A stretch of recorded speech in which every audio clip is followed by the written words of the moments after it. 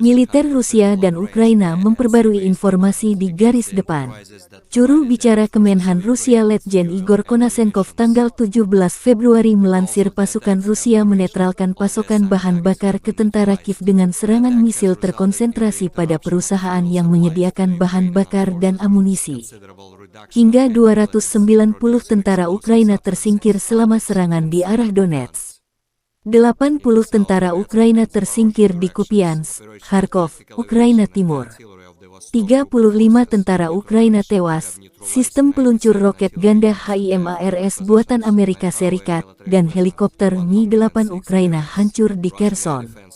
Letjen Igor Konashenkov melansir secara total, 385 jet tempur, 210 helikopter, 3.161 kendaraan udara tak berawak angkatan bersenjata Ukraina dihancurkan.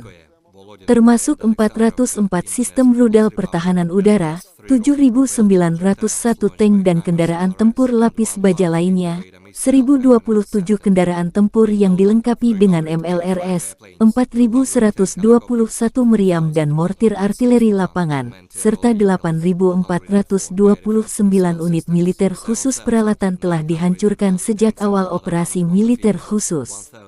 Dari kubu Kiev, Kemenhan Ukraina melansir sebanyak 800 prajurit Rusia dinetralkan dalam 24 jam terakhir. Secara total, Federasi Rusia sudah kehilangan 141.260 prajurit sejak awal konflik, termasuk 3.298 tank, 467 MLRS, 241 sistem pertahanan udara, 298 jet tempur serta 287 helikopter Rusia dihancurkan. Presiden Ukraina Volodymyr Zelensky menerima Perdana Menteri Belanda Mark Rutte. Belanda salah satu mitra strategis Ukraina memberi bantuan militer dan finansial. Seluruh rakyat Ukraina bersyukur dengan kedatangan ini, kata Zelensky.